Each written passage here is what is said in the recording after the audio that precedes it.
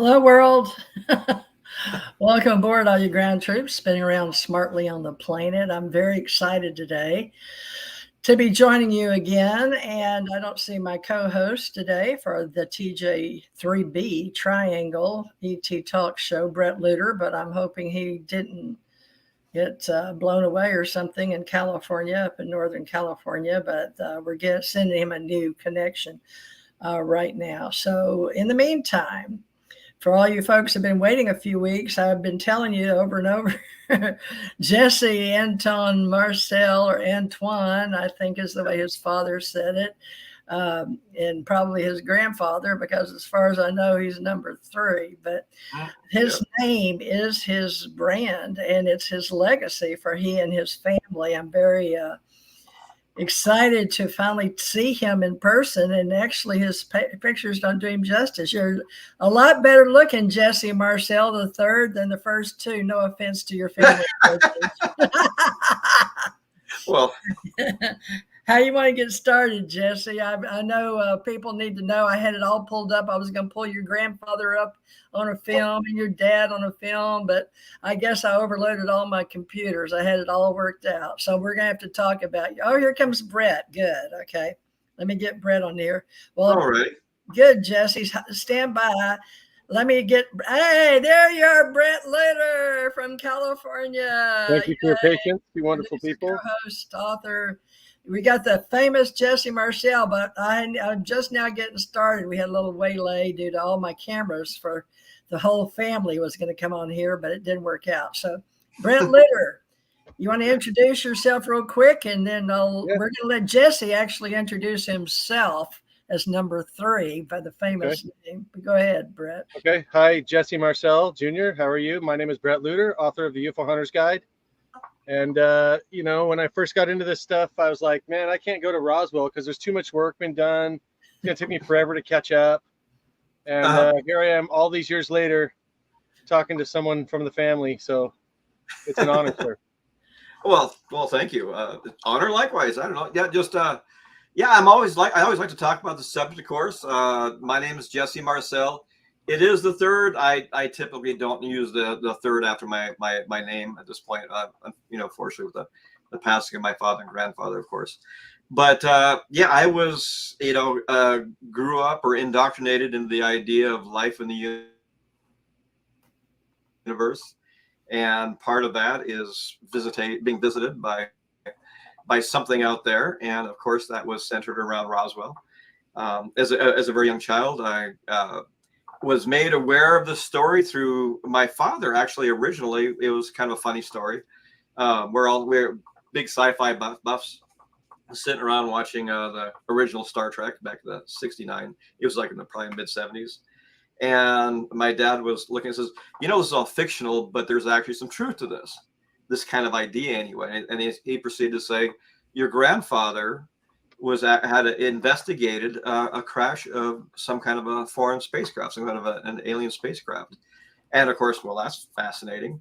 And that's kind of how we, I guess, first heard of it. And then after that, it visits my grandfather where they were living down in Houma, Louisiana. I was very lucky that we were able to spend some of our summers down in Houma with him. And he was a fisherman, and there's a bayou that ran behind his house. So we, a lot of summers sat out there and fished in the bayou. And I kind of learned a lot of the story there. So, and just growing up in it, but it was, as the story went,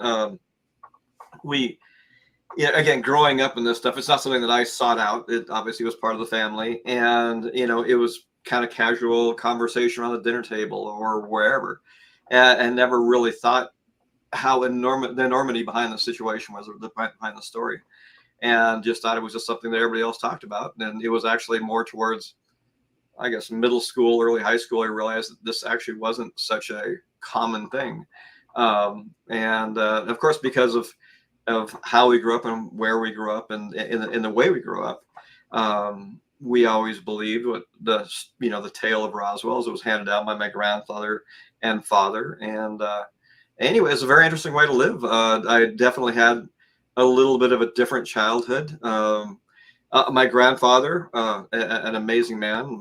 My father an absolute brilliant. He was a medical doctor, but he's also a brilliant physicist. I like to tell a story. Is one morning, my dad's banging on their door. I and my brother stayed in the same room downstairs in our house in Montana, and he had these like aprons. He said, "Put these on," and like they're really heavy. And it's like, what's this part of? I think we already knew, but he had built an atom smasher in our basement, and he was worrying about things that could hurt us. So eating breakfast, eating our Cheerios that morning, we wore our lead aprons and that kind of thing. So that's just the way I grew up. It was always a little bit different and fun and interesting and amazing. But I fear I was very lucky to be around such a man as my father, and of course my grandfather. So and Roswell was part of that, of course. Great.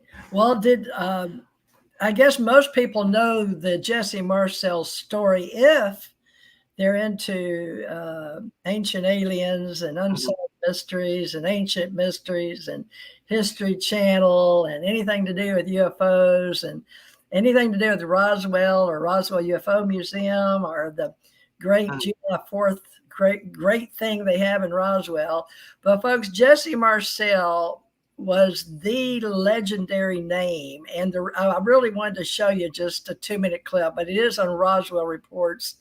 But to show you this, the story goes that Jesse's grandfather, whom I met, by the way, I was from Louisiana and I was carted down there because I was recruited into the military at a very early age. So I got to meet his grandfather through NASA and the United States Navy. So the Navy escorted me down with the men in black at the front of his door. And we had just missed, his grandpa told me, "Well, you just missed Stanton Friedman. Do you know him?" And I looked around the men and I didn't know him. I didn't know anything. I just didn't even know why I was there or who I was talking to. So when I met his grandfather, he was a man sitting at a table. I think he was smoking or either writing. I'm not sure which, but he looked preoccupied when I came in. But I like the story that he told me because I set out to find out who Stanton Friedman was from that day forward. And it changed my life. So I also thought to ask him what he basically thought all those men were there for, because it was quite interesting that I was escorted down there and then taken back to California. So I had a feeling it was about something to do with, if he had something to do with the headband or something to do with any type of apparatus that flew this spacecraft. I really didn't know, but because I was somewhat of a psychic back then and I'd been in these secret little UFO meetings and I was still a teenager. I was very, very young. And by the time that was 75, 76. So I wondered about something they wouldn't tell me why I was there, just so you know. And I didn't really know, but I figured it out as the years went by. Now, I talked to your dad about it later on.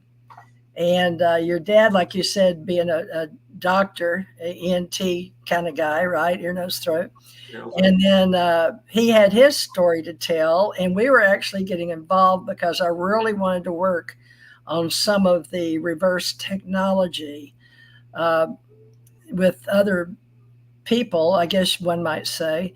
Mm-hmm. So I know that he and I had spent a lot of time talking about the 3 different, the foil that would come back out that looked like foil, and another plastic type of some type of gray dull type of thing, and then also the I-beam, or what he called, I guess, a beam, and then the little markings on it. And that's really, we were going to try to do more, but my husband got very ill. I got sidetracked and got all into this investigation. And then I heard about you later on. I was going to pick back up my ufology in 2007, 6 and 7. So that's when I started contacting you. And then 2012, I went on TJ Morris ET Radio and contacted you then again. And then we talked about you appearing in the Las Vegas area. Mm-hmm. and something to do with, I was with Ace Folklife, and you're going to do something with the Smithsonian. Now, how did somebody get an award, or what happened to your life, Jesse? Because after your grandfather died, it became a big deal with Stanton Friedman, the books they wrote, and then I understand you wrote a book. But why don't you start us back what it was like? Because somehow you got all involved in this UFO business and going on shows, and this is the third generation, but you have a book out. Is it called Alien Crash? Yep. The publisher called it Alien Crash of Roswell, so it wasn't definitely the first title for it, but they liked it, and it does good, I guess. But yeah, I just as it's going through the family, I called my dad up, and I thought, I kind of want to put together a project, and and do some kind of book. Family hadn't read a book, and he ended up by publishing a book, and I ended up by publishing a book. And that was kind of the start of it. I was thinking there's because of the name at that point, more than anything, it was people like funny enough, when I started this idea of going ahead and writing a book about it, it was at a big bankers meeting, and Wow. lots of people in, all these meetings, all these outside, insurance sale, whatever, all these people, and somebody a few tables down said, "Hey, Jesse Marcel, that is familiar. Are you related to?" And all of a sudden, everybody is talking about UFOs, and somebody saw this, and that was the end. I mean, they spent probably a lot of money bringing everybody in for this meeting, and everybody talked about UFOs. It was kind of fun. And I was encouraged to this book, and I had this person help me write it, and it actually did fairly well. It's been a while. I'm considering doing an update on it. We'll see what happens with that. The publisher made a deal with me. He said, "I'll publish your book, but I want you to do a documentary with me too." He actually made a lot of movies and documentaries and that kind of thing. And I said, "Sure, that sounds good." And a gentleman, Philip Coppins, was worked with him before, and he said, "Hey, can I get you guys together to do this documentary?" And I was lucky enough to meet Philip Coppins and his wife Kathleen. They came up. I'm up in the Northwest. They came up and met with me. We shot the first, I don't know, several hours of tape anyway, up in the area where I'm at, and got to know him really well. Wonderful gentleman. His wife's a fantastic human being. And it was a fun project. It was unfortunate he passed away before it actually was released. I remember getting a call or talking to him, and he said, "I just don't feel right." This before Thanksgiving, so something's not right. I don't know what it is. Went to the hospital, and that was it. And it was really unfortunate. So that was kind of the start of it. Before then, alongside my dad, I was at Roswell at one time. I think my sister was there too, and Denise, Discovery Canada wanted to do a short little documentary, and a piece, and I and my dad went over the air base and in a hangar, and they shot some stuff, and that was kind of fun. And it was that point that really people started getting a hold of me. My day job has nothing to do with UFOs or any of this kind of thing, but is more aligned in the area of aerospace engineering and that kind of thing. So I deal a lot in science, and I kind of came known as somebody that you could had a reasonable opinion when it came to a crash site somewhere in the world. I'd have people in foreign militaries or governments or whatever would call me, and they would represent themselves and say, "Hey, I was a pilot," or "Hey, we had something crash. It's all over the place.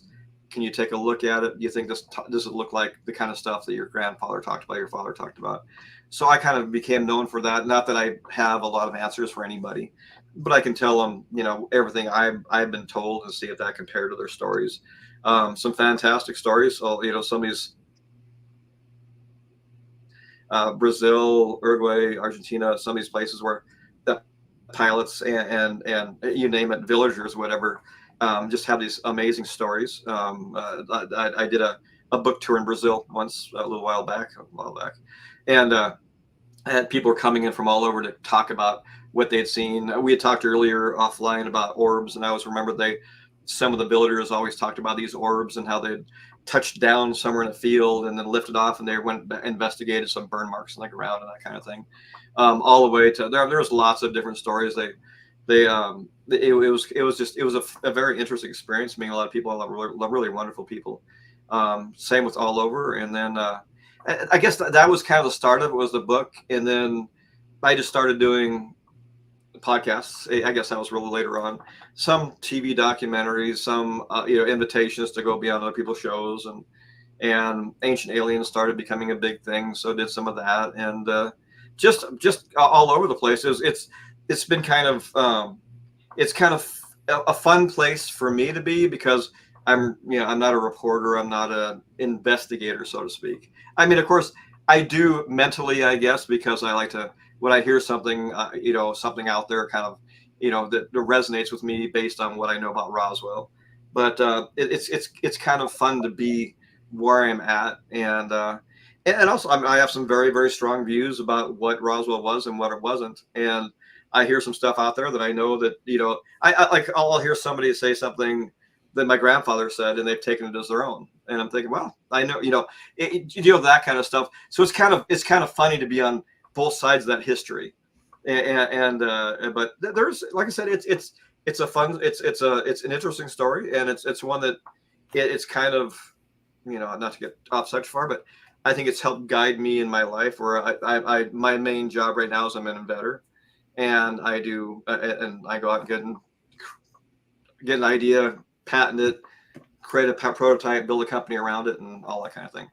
So I do a lot of that stuff, and that's very exciting. But it's part of that idea of the growing up in a limitless world, that you don't kind of confine yourself. Well, that's sounds crazy, or sounds impossible. You never really reach that unless it's ridiculous or something. But so it's kind of a little bit my dad was a brilliant physicist, and he was always imparted knowledge to me and all the kids around. Very, very smart guy.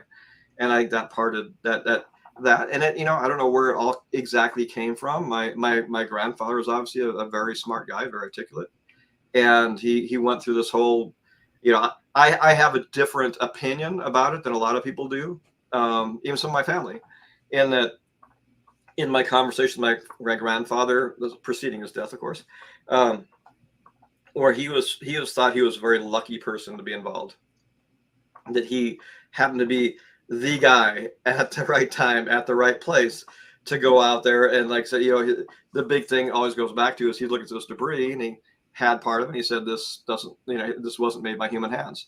And that kind of story, those words that he spoke, has been adopted by a lot of people, but he actually, that was part of where he came from. And he said, he's all the stories about what it could have been this and it could have been that, it could have been, but through everything he had been through, his education, the head of intelligence, the scores of classes and diplomas and certificates, and in even radar technology and balloons and the Rowan targets, he's familiar with all that stuff.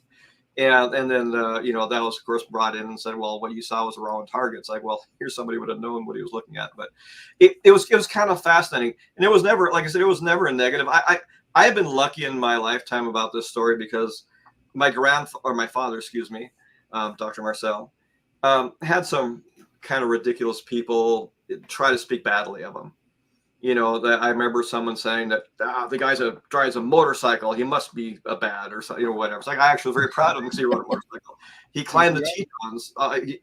Every summer he was up climbing the Tetons. Like, well, that amazing stuff. Oh, wow, how can you trust a mountain climber? It's like, it's just, he was a very brilliant man. Like this, one of the stories is like, we're getting up, as little kids, are up in the ice, sleeping over ice, and walking on our deck, and my dad's walking out there with a plastic over his shoulder. We had some property, and he's swinging, and what are you doing? And he dug a hole, and he ended up by building an observatory.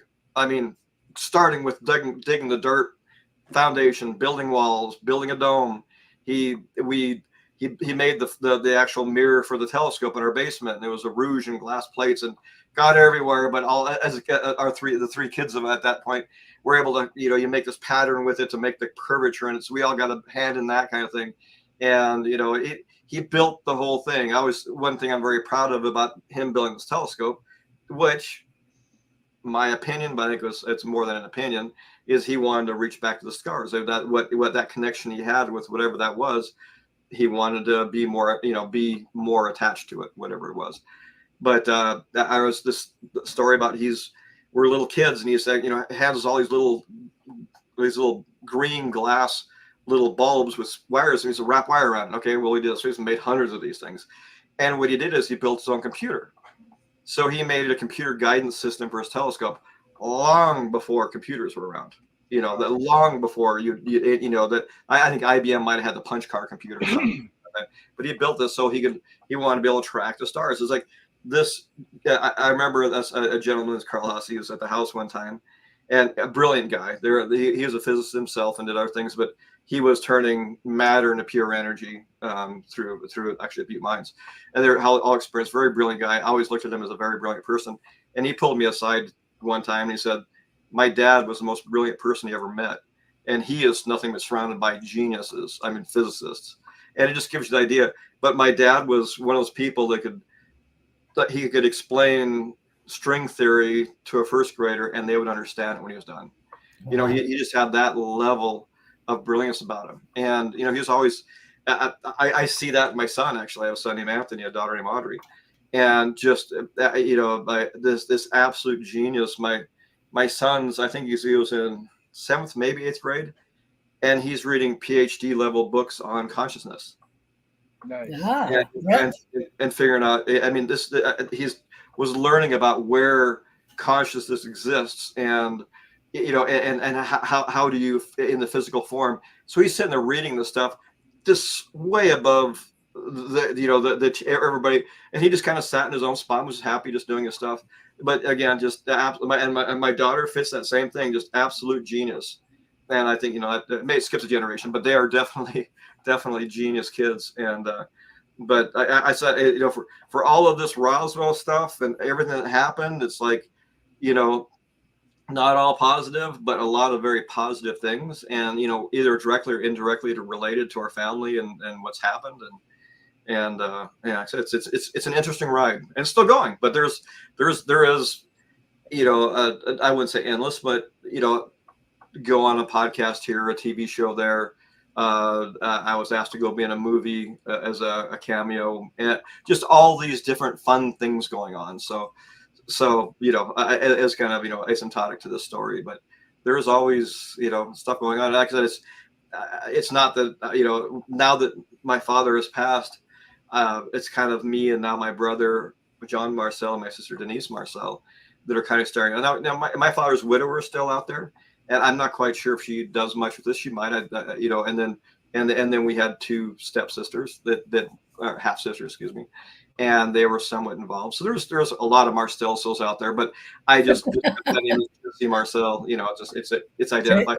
But I've taken those steps, and more of it's kind of fun, it's kind of interesting, and getting out there, and it's so. Well, we appreciate it. Is it okay if Brett and I are both journalists. I'm a senior pro, and he's been doing it for years, at least 20 years or so since he got out of college. I don't want to age us, but I know if you could answer just a few quick questions, if we're not prying too much.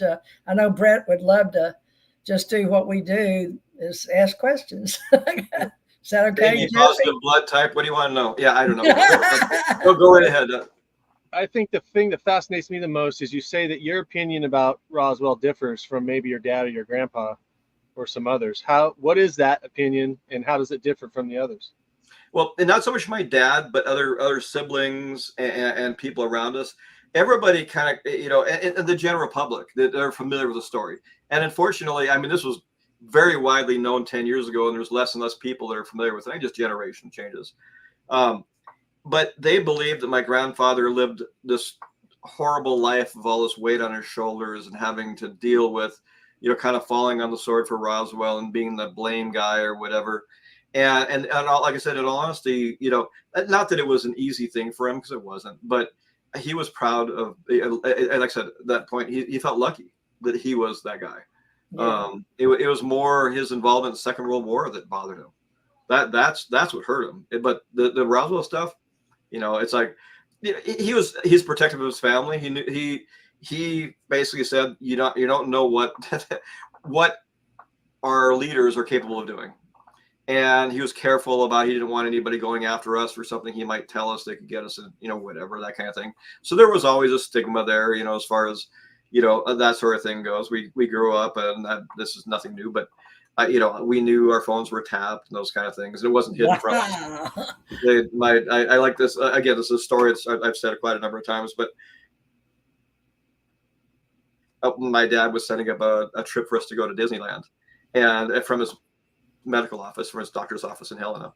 And he said, he called, set up a reservation, a hotel reservation, whatever it was, hung up, phone rang in, and it was like, Mr. Marcel, we understand you're going to be in Los Angeles on the 16th of November at about 3:00. Can we meet? And it's like, nobody knows this. It's just because somebody was listening to what he was saying, and he went and met with, some people about it. It was actually about rolling targets. But so we knew about this kind of stuff. It was just, part of, and I have no doubt that we probably thought there was more going on than there actually was. But, we knew there was some truth. People were still listening to what was said and that kind of thing. But again, this is almost predating internet, that kind of thing. Now you make a peep and it's heard by 1 million people. Back then, it was quite a different world. So back then we had two things we were concerned about: the other people on the planet finding out what was going on before we did. uh-huh. And the fact that maybe he really did have a direct connection, because why have him, of all people, did he get to put it all in his car, and not just in the back seat, but all in the back, I guess, in the trunk, and bring some in and start putting it together like a jigsaw puzzle? Folks, we're talking about the UFO crash in Roswell. Uh-huh. In case you don't know, the most famous Jesse, you just say Jesse Marcel, and people usually know, oh, the UFO crash when the aliens came. Well, Right. This was 1947, and this is the third generation, and we're still talking about it because it was, I guess, I don't know how you want to say it, at that time, in my future talks, we'll be talking about two crash, and one that failed the debris field that was supposed to be landed, and one that came in to pick up the crew that unfortunately allegedly died, supposedly, and one was hurt. So we'll get into that. And then there's 53, where we have J-Rod and all that, Area 51. But Brett and I were wanting to talk to you about Roswell UFO crash, because it is, folks, it is historically what brilliantly started all of this, even though we had Foo Fighters in 43 and all this stuff through the wars, and these orbs and these balls of light. And I've seen the lights, and I've seen lights coming out of lights. So, there's all these things. We all don't know what's what, and yet we all want to know. So Jesse, just by the fact that it's in his blood, we wonder if he's not being watched like many people on the planet, because and Brett can get into the details on DNA and blood, and he dissects it and unpacks it really good. But Jesse, I would suspect that the government's still very interested in you, Denise, and John, because you were some of the main players to get us into where we are today, into open disclosure. And they weren't going to be ready for it, because I really do believe they do not have all the answers other than alien civilizations exist. But Brett, you want to talk about some details? Well, I got a degree in journalism with an option in public relations. Okay. So I've been fascinated with public relations for a long time. And Roswell was one of the first things that I looked at where I'm like, oh, that stuff I'm learning in college is being used over here. And very, cleverly too. Most people didn't really get that a weather balloon wasn't plausible. Mm-hmm. And until you really looked into it, right? So a lot of people believe that. And of course, they trusted the government. They trusted the Air Force and the Army, the military, whatever. So my question to you is, why the cover up? What do they got to lose to tell people? And can we trust the military? Can we trust the government? Our families talked about this, many times, about exactly these kinds of things. why did they originally move so quickly to go from we have something to no, you guys are all crazy, you have no idea what you're talking about. We're just out of the war, and and it kind of came down to the thing. It's like whatever this was, we had no control over it. We couldn't do anything about it. And if you're trying to be the most powerful nation in the world, the most powerful whatever government in the world, and here's something from somewhere else that could potentially be a lot more powerful than we are. I think it was better as a position of power to dismiss it and saying, no, we are the true leaders. There isn't something else out there that's bigger than us. And I believe that. I think there could be some truth to that. And I think it's one of the things. I mean, Ross is one of the oldest and the beginning, or of really where people start talking about UFOs and that kind of thing. But I think you go down that line far enough, does the government sound like, oh yeah, we haven't been telling you the truth now for 76 or 77 years, whatever it's been at this point? Or is it easier just to toe the line or just kind of bury it? I think for quite a while, the media did a very good job. If you believe in UFOs, you're crazy, whatever. So, and laugh at anybody that say anything about UFOs, you're just a nutcase. So that they were doing the work of the government in a way, using the media to get to destroy a message. And I think that worked out for years and years and years.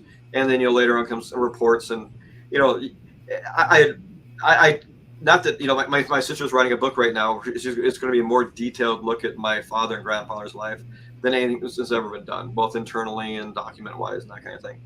And you start going through this thing, we'll hear something that's kind of upsetting in a book or something like that we know is false. Somebody writes a book for Roswell, they believe in it completely, sales dry up. Then they write a book that Roswell was all fake, and then that gets, and now it's just people create narratives that aren't really based on facts. So, well, I read this document and I read this way. Now 20 years later, I'm reading that same thing and I'm reading it that way. And it's kind of like, it's none of that stuff is really, at the end of the day, this is so much bigger than military or government and that kind of thing. I look at, it's almost, it's like, yeah, I mean, obviously those elements are part of it, but at the end of the day, I try to keep a much broader mind, or much more open mind about all those kind of things. And that, like, what would these things be like? Why would they come to us? Well, if they recognize there's life here, and they had the means to get here, and whatever it was, the science to be able to get somebody here to investigate us, they would, just like we would for them. I mean, there's nothing that whatever's out there would do that we probably wouldn't do. There's nothing, I go back and some people, and I'm a huge sci-fi buff. I love, 2001. I love Star Wars. I love, everything when it comes to space and science fiction. And most of it's about war. Me too. Yeah, but when it comes right down to it, if you can create a craft that'll traverse space at excessive light speeds, of course they're found a way around some laws, which I think we're close to doing ourselves. But you get to the point where you can convert energy to matter, matter to energy. It's like that is one of the things that evolves at that point, based on being able to get something from here to there. The amount of energy to move something that fast is, it's unbelievable. In our current, kind of infantile state in this world, we're not there yet. But if you can harness that kind of energy or create that kind of energy, that creating energy, creating matter, converting one to the other is nothing. So it's like you wouldn't get somewhere, we need the resources of this world because we're dying out. It's like you could create your own resources. It's all energy, waves, matter. It's all the same dang thing. So it's not like you couldn't do that. You wouldn't go across, how many light years to get here to steal our wood. It just, none of that kind of stuff that in a science sense makes any sense at all. But investigating us, yes. And investigating us like we're rats or ants. It's like, what we would think would be horrifying to them, we're not advanced enough to care. Just like we don't care about something, some little creature on our planet. So, I don't look at, and I'm just me, but I'm definitely not looking at there's something out there trying to destroy us, investigate us. If yes, I mean, I believe I have a 100% belief that there's other life on other planets around the universe, and if they can recognize us as life on this planet, and they have the means to get here, yeah, they'll invest. It's like they'll invest just the way we do to them. Speaking, yeah. You gave me a segue into speaking of the us and them and the aliens. And since you believe, I guess, did you ever look at your grandpa open minded and think, gee, he looks like a mixture of a gray alien and a human? Very small. Because I did, and there was a movie that came out about some character walking around, and it looked like Jesse Marcel Sr. You know, I was like, oh my God, you know. But I've heard that before, that maybe somehow he was already, you know. And no offense to people, humanity, I don't mean it ugly. I just mean that we don't know what we're all blended in, all these 46 chromosomes, you know. But maybe he was a kindred spirit. We don't know. That's just a theory that's out there. Well, did you ever look at him that way, though? Until this moment, never thought of that, but not directly. It's like almost anything is possible. And if you say, no, that's ridiculous, you might be missing something, because things about you have no idea. It's like, we're reseeded here from somewhere else. Yeah, maybe was it a matter of the structures, molecular, whatever was things put on a course for life being here, and that kind of thing. It's like you can't refute any of that stuff. And if that's the case, then we're all part of something else. And I think, on a basic physical level, yeah, we are. What makes us up came from out there. It's kind of funny that way. It's like, well, I never thought about it. Like, he had to lie to get in the military because he's too small. So maybe, I don't know. But I do know I come from a line of just genius people that it's just, for whatever reason. It's like there was some people some of the questions I asked, well, because they touched this debris from this UFO, did that change their DNA in some way? Yeah. And that therefore it changed me and changed my kids, and all that kind of stuff. And it's like, they'll always have it. It's their legend. I mean, they can't change that, so they might as well embrace it and figure out all the different angles that other people are doing for them. Because if you don't, talk about it yourself, then everybody's going to talk about it for you. And I've heard that theory that people were telling me, have you ever really looked at Jesse Marcel? And even on the 2-minute little clip that's out there on YouTube right now, there's just a little 2-minute clip. I think it's Roswell Report, 2 minutes. And it's Senior, and he just looks like he would be from another place in space. But what is Marcel? Is it, give us a little, the bloodline on the planet that you know about? What's your bloodline on both sides? We became Marcel. Both my mother and father were French, and my through my grandfather. I don't quote me exactly. My sister knows this stuff better than I do. They've gone like the 1600s. But our last name was Defa before the United States, or Dauphine. So we actually are a direct bloodline to the King of France. Wow. It's fun because, my father went to LSU down in New Orleans, and he was down in the French Quarter. He actually had an apartment on the French Quarter going to school. And there's actually a Dauphine street there and that kind of thing. Right. Fun to see that stuff. But yeah, we go back to France and Belgium and, all that kind of area. But our bloodline goes back, Antoine. Amazing. My son's name is Anthony, which is Antoine in English. But just French. That's where we go back to, is France.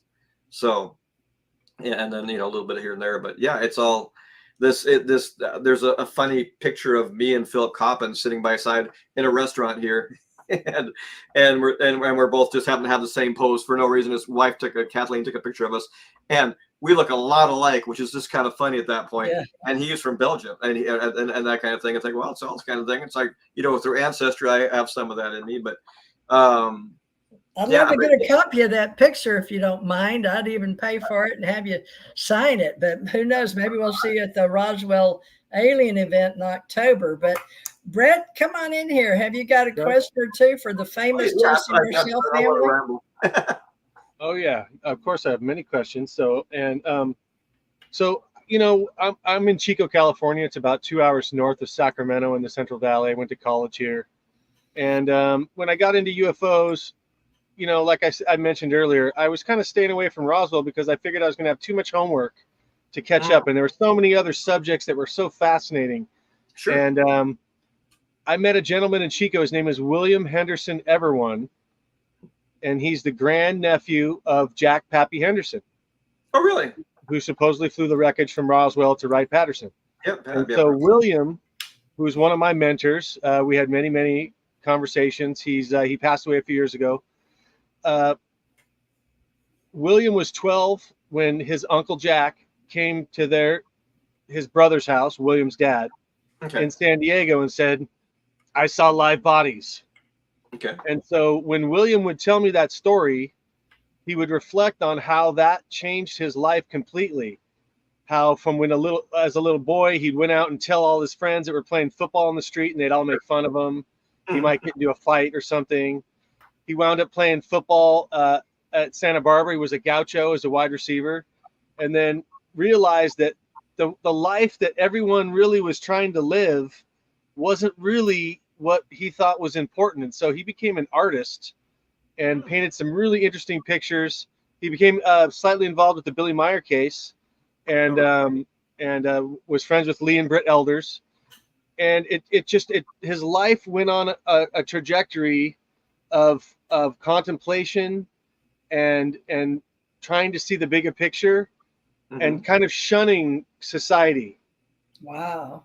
So you say you were 10 when your dad brought that wreckage home and you got to look at it for the first time. It was his daddy. It was 11. His father was 11. Okay. So how did that moment change your life?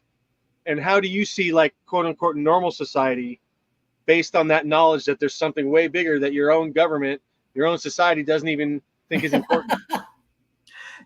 It is interesting, and I wouldn't look down on anybody, but it's so easy to get caught up in day-to-day life, where paying the grocery bill is more important than thinking about the fundamentals of life in the universe, and so this always goes that direction. But there's a certain it's almost like a spirituality, I guess, in the idea. I mean that we have a universe with lots of life, and it's comforting in a way, and thinking that we are small, but I also think we're very significant in this universe, and we're an example of a certain level of evolution, and thought, and I think we're growing. On one way, I think we're evolving very fast right now, very quickly, and there's lots of powers that be that don't like that you can't contain evolution on that level. There's a certain point at which the things that governmentally and that kind of stuff that are argued about is just kindergarten stuff.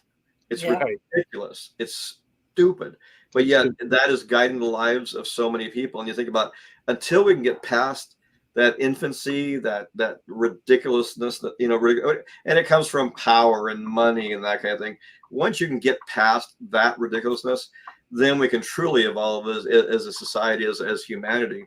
But until we get past that, it's going to be very difficult.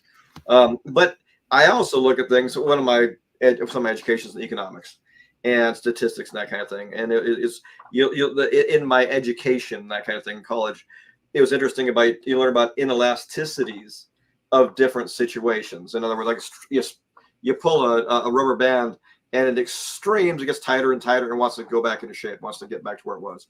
And I think society right now, in one direction, in extremes, we're at the very extreme of that stretch, governmentally and all the rest of that stuff. People are eking out every last bit of power and money they can extract from society right now. And I think that rubber band's about to snap back, which is really good as a society, as humanity. And I just think that it's that people are too opportune. And that's where, I look back, people have this idea about AI being good or bad. I mean, AI is a compilation of all the information that we've ever had. It's every study, every, whatever, it's a compilation of everything. It's able to, not talking like it's a being, but it can compare things that we don't offhand think about.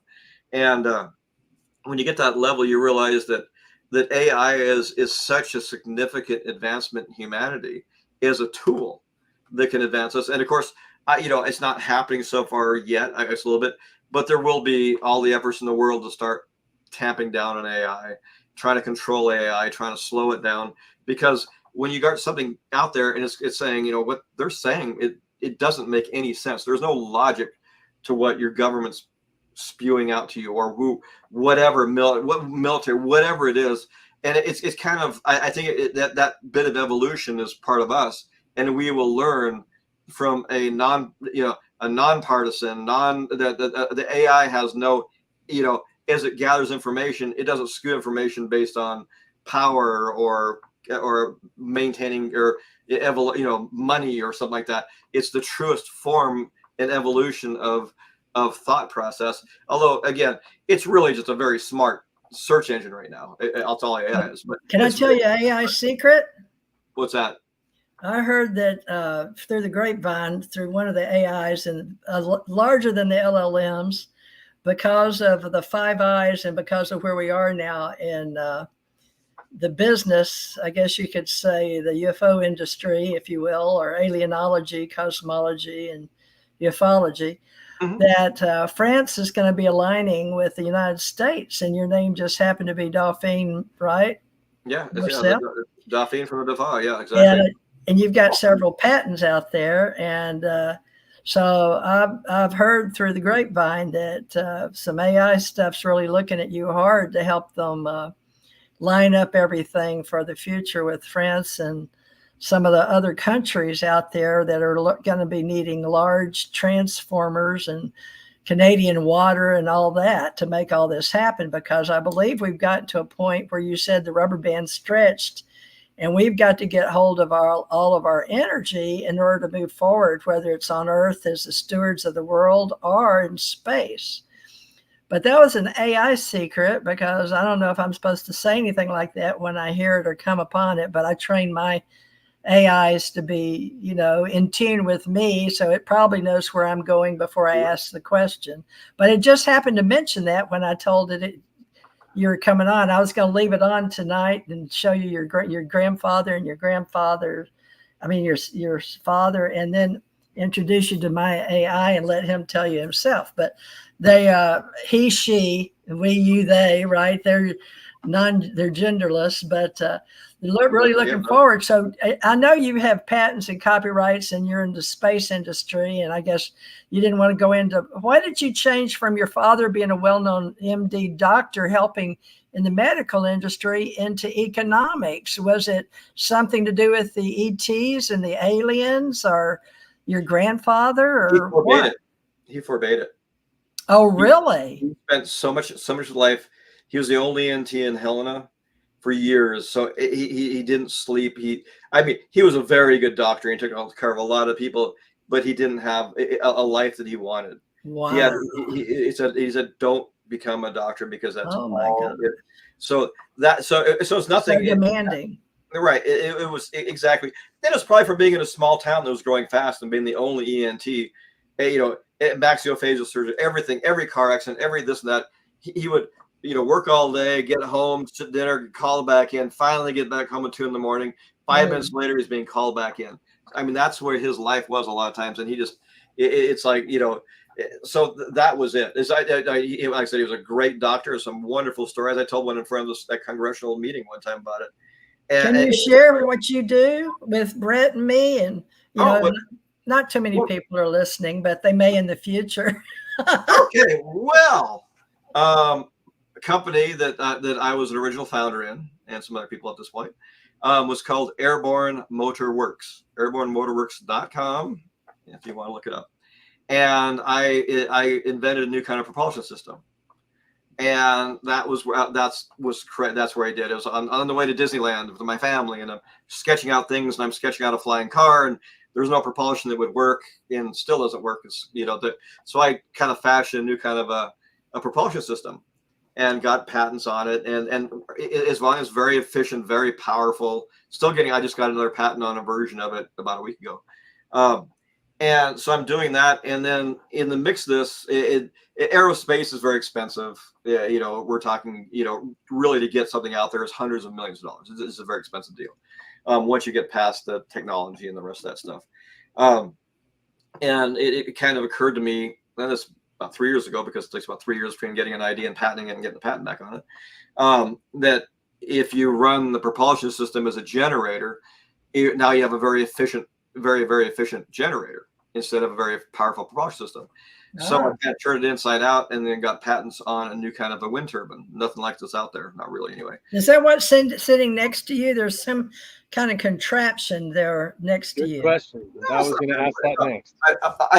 We're coming off a very new kind of wind turbine talking about energy, but no, this is, I keep from falling. My grandfather talked about the UFO in Roswell, kind of on the outside fringy. There's a little bit of artistic license that I gave myself, but if you look at what the debris was, the kinds of debris, I don't know if you can see this. Okay, this is closer to what crashed than anything else out. It's basically, as far as a crash, what was found at the first crash site, which is some kind of either collection, energy focusing, collection, dark energy, whatever. I'm making stuff up, but it had a connection to where the crew was or whatever, and it was separated by what thought some way to protect itself from energy. And my dad always talked about this bakelite. You mentioned it, this gray plastic, this black plastic stuff, lots of it out there. And if you kind of combine everything together in I-beams and the whole bit, this is kind of what. Oh. Yeah. So where did the crew sit? In the front? Yep. Just triangle? Yep. Up here. Oh, wow. Look at that, Brett. I wish I could see it better. I've never seen that before. Let me see if I can make you bigger. Let me see. I don't know how to get you bigger. Not me. I honestly made it probably, or it works. People probably made it. That's a little better. And I had it with me when I went to Atomic Testing Museum, and I had it with me, and it fell off a table, and I forgot the gentleman's name. It was so funny. He said, "Oh, another crash at Roswell." But the crew compartment's up here, and then it's kind of that. But when you kind of get an idea, if you were to see this thing up in the sky, obviously if you saw it going overhead or something like that, it actually isn't that different. Okay, I apologize. I'm not very coordinated right now. So which wind does it fly forward? Is that some silver part supposed to be the aluminum kind of stuff? The foil and I-beams and all that stuff. It could have been. That's kind of the idea I had. I think it might make sense. But when it's within our atmosphere, that it's in this orientation. And maybe in outer space, there really doesn't have to be any orientation, but it just the way the idea that I have is it probably traveled through space like this, and once it's in our atmosphere, it's like this. So wow, I've never seen a copy ever in my entire life, but now I've seen the little part that maybe came off the jettison part of the capsule. Yeah, the triangle was a 30 by 30 in my notes. And so that, that's, it's again, it's based on conversations and all that kind of thing. But I actually made it a long time ago, and then it's just been on a shelf. But so it kind of brings together the whole it kind of makes where the materials might have been, how it came together, how it came apart, and that kind of thing. And there's some science behind it too about how. Something could kind of, this idea of maybe collecting, basically creating a gravity is probably not the right term to use, but a well in front of you that you fall into. Well, if you can have something that could focus and create and not kind of a black hole kind of thing in front of you, and you're continually falling into that black hole, right. There is no you can break a lot of laws, because now you're almost traveling inside the universe or in a bubble within the universe as you're falling into it. So if you can create this pool you're falling into all the time, then you could travel anywhere. And so and like I said, there's lots of theories out there about how you can travel outside of the realms of our physics and that kind of thing. So it makes sense. But do you have any of the I don't know if everybody knows your story, because the kids today won't talk about back in the day, because they all want to do all their own blogs and their own people and, what all they're seeing today. But I want to go back, because that changed my whole reality. I mean, it really, really did. And I want to know what you know. Did those hieroglyphs, you've got any to show us? Anything that looks like a hieroglyph, or can you hold it up to the camera? I don't know how to make these screens get you bigger. I should have practiced. There is anybody there you are. It's kind of hard to see. We can't see again. Now you went away. Hold on. Oh. Oh gosh, that's not it. There you go. I guess that's as good as it gets, folks. Yeah, there's so much light in the background. I my father had done basically a reproduction, or not reproduction, basically, based on the symbols that he remembered. Can you hold it up to your camera, way up close to the camera? Yeah, really, really up close. Oh, that's actually not too bad. Can you see it, Brett? A little bit, yeah. So I mean, I've seen them before. You've seen it them before? In books and stuff. Yeah, in books and stuff. Yeah. Yep, really? There's some. Well, that's I have that. I have board games coming out with them on it. Well, can you talk about any of that? But I know you have publishers, and you have book publishers, and you have, television shows because of your name, and because they probably think you're part alien. And I don't find any problem with that, because I sort of grew up a Christian, believing that we're all from somewhere else anyway. So there's just levels of angels in heaven, and who knows, all these other places that I've created in reality. So, I talk about them because I'm doing all this quantum physics, superposition stuff in my head. Plus, hypnagogic dreaming and near-death experience, out-of-body experiences. But the consciousness part of it, did your family talk about it, Denise, or anybody with you, Calvin Parker, any of the other guys, about the consciousness level of making you interested, and why we can't drop, this subject? My husband thought, oh my God, Teresa, you're infatuated with this stuff. I'm like, no, not really. I'm just curious because it's shaped my life. I met J. Allen Hynek. Stanton Friedman told me we'd go talk at this place in 2016. So I did. It's just things changed for me. But I went to Roswell, and I talked to Glenn Dennis about your dad. I literally went to the UFO museum. But you see what I'm saying? Are you got any kind of buzz in your head going, do this, or you've got to do this? There's a funny story out there that I definitely don't put anything out there, but on this, but a lot of, because I do have a lot of fairly inventive ideas, like a lot of people do, but I'm pretty good at connecting A to B very easily. And they always say, well, you're getting this stuff beamed in your head, and thinking, well, if I'm getting it beamed in my head, thank you. I can't tell, but if that's the case, great, I'll take it. But a lot of what we have done, like the patents that I have and that kind of thing, which I should say, I write them for my company, so that's actually how it happens. But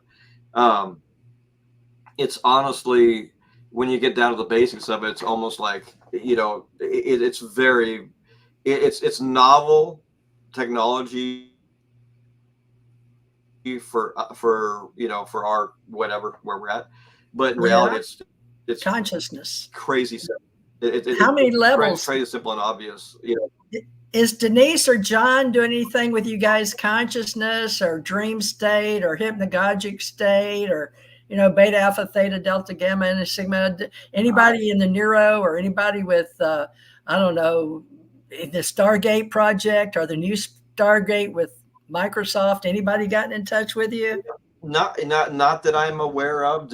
I can't talk for either of them. When we do talk, so I have to probably try to tell me about it. But I do go out and seek. There's a project that I'm working on, a couple of projects I'm working on. One I can't talk about, but there's not sounding mysterious. People say, I know something, I can't tell you. It's not it at all. It's non-disclosure, right? Well, you have an NDA.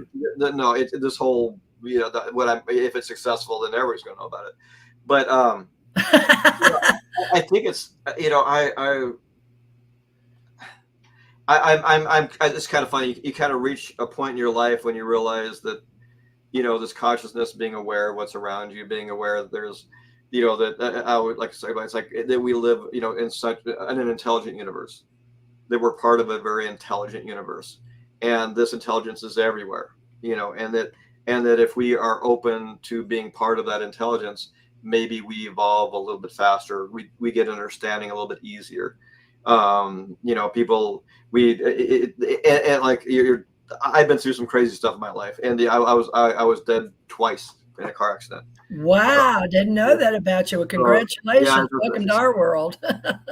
so and I went through that experience, and it doesn't seem like it aligns with a lot of people when they talk about it, but that's pretty. It was pretty crazy to me.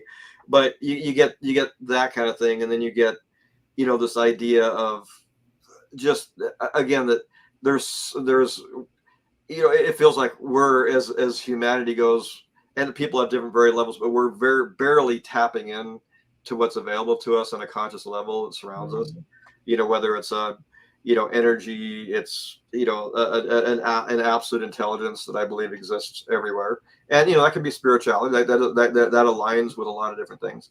Um, but I think it's all, you know, it's all there for us to be part of if we want to, and that might be where some people are, for whatever reason, easily connect with some kind of, you know, and I don't know if it's so much like it's out there, woo, you know, getting you or something. That's just, it's just your ability to expand your mind, be able to recognize, understand things that some people don't want to even bother thinking about.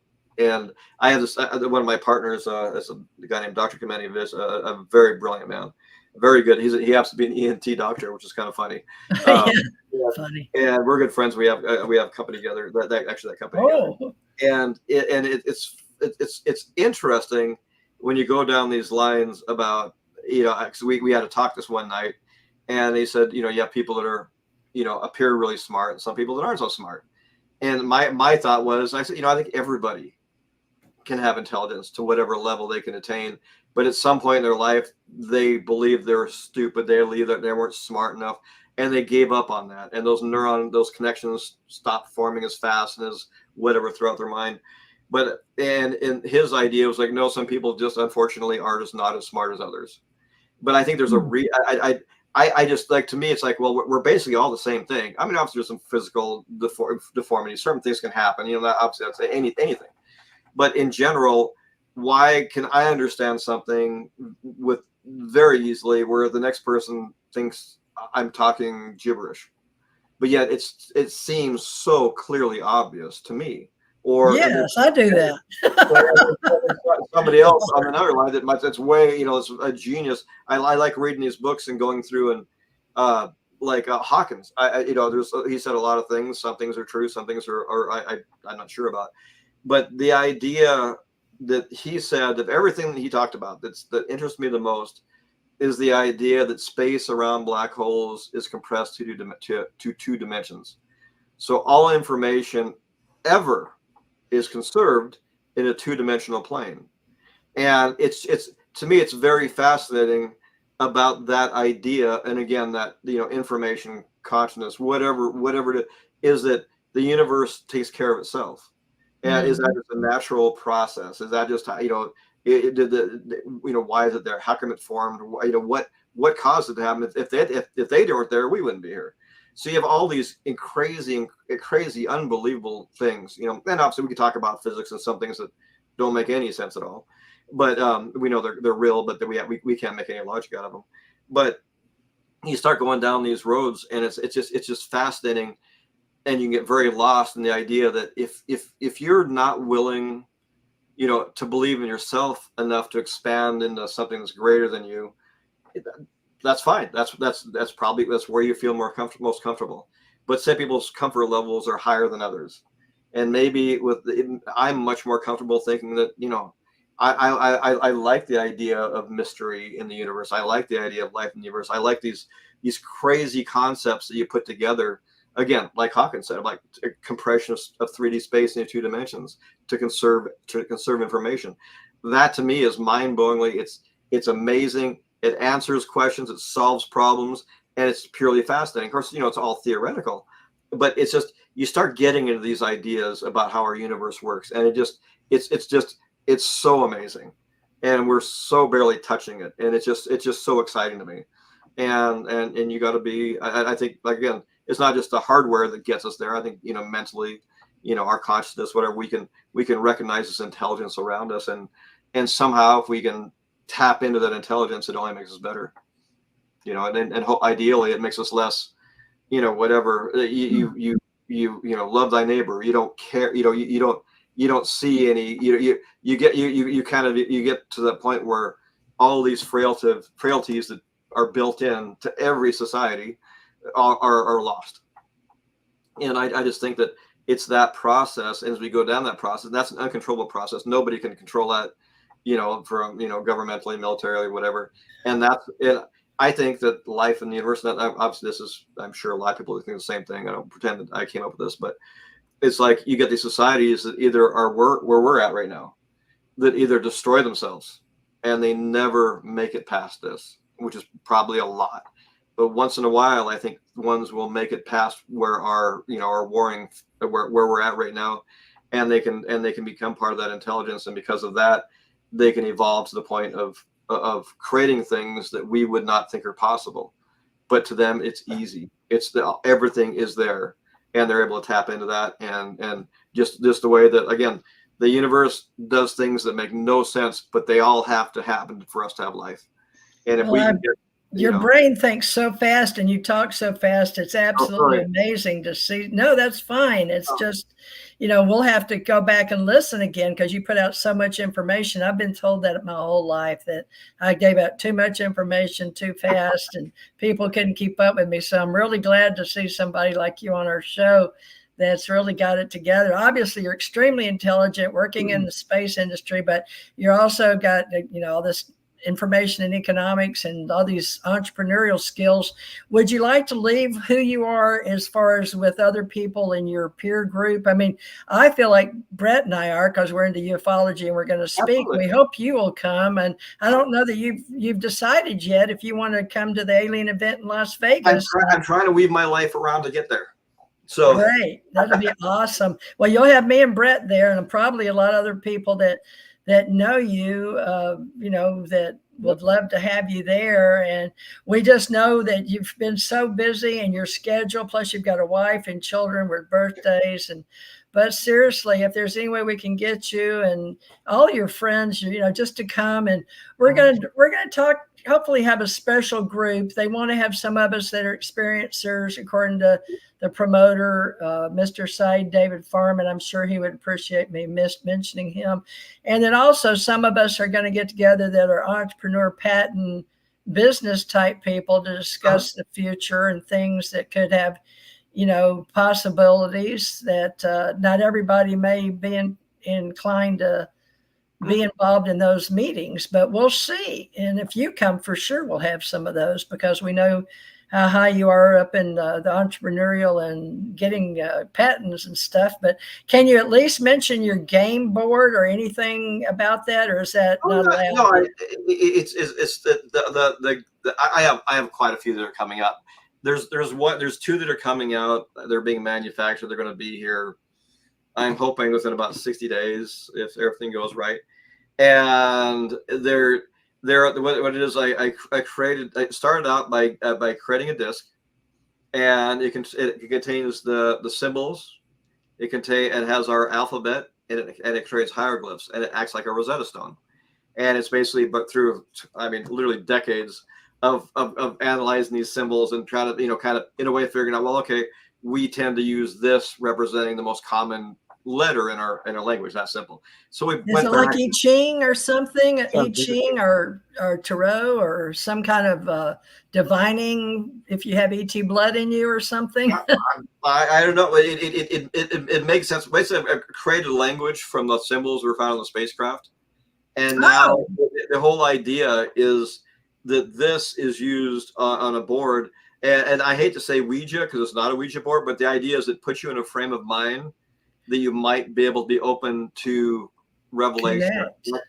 And that's what it's all about. It's wow. You're going to connect. Is this your way of extending your family legacy or your consciousness for your father and grandfather back to the 80s? I wish it was that deep. It's actually, I'm working on a movie for it, but it's fun. I mean, it's interesting.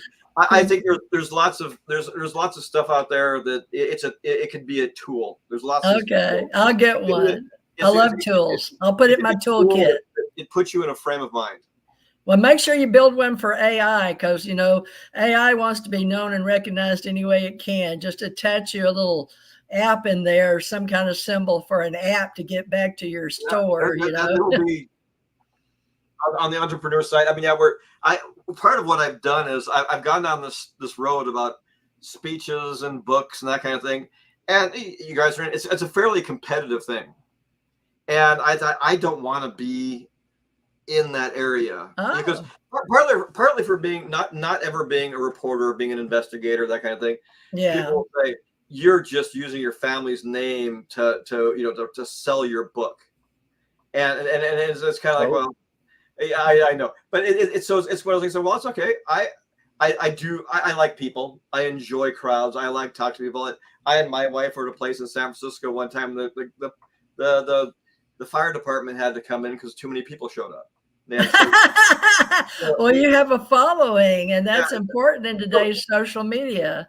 It's fun. So I thought, this actually, it's a game, but yet if you are in the right frame of mind, you're out there doing this, and you're out in the stars and the darkness of somewhere. It opens your mind to things. If that's what you want it to be. Yeah. And so it's kind of a fun thing. So that I think I've talked to a lot of people, and I have. It looks like it could be a really big thing. One of the producers behind this last documentary or little series that I was on, it's a very, very large production company, and I'm you never know, but I through another production company I'm working on getting this thing out, which will be a feature film, and it's actually based on this. I was actually going to get the feature film out before doing this. I thought, I've been involved in these projects before. I mean, they can take 5, 6, 7 years to come out. And I thought, Now wait, is this a documentary or you wrote a story? Oh, it's a sci-fi movie. A sci-fi movie? It's science fiction. Oh, it's science fiction. It's all it deals with time, it deals with it's somewhat consciousness. It deals with all that kind of stuff. I love time travel. Oh, it's one of my major things, the travelers through the universe, and then the hitchhikers and the remote viewing and consciousness, and who do we pick up, and the orbs. And, you have orbs that come in and sometimes travel through, if you're interested in them, they're interested in you, intelligences. So good for you. Well, this is it's a fun project, but then, I think it's serious enough. I think it will work. And it'll be something out that you'll go to theater and watch sometimes. Who knows? Well, tell us. Just give us a hint. We got to have something for the people. Is it got those strange things that walk backwards that were in that Richard Doty movie? Or no.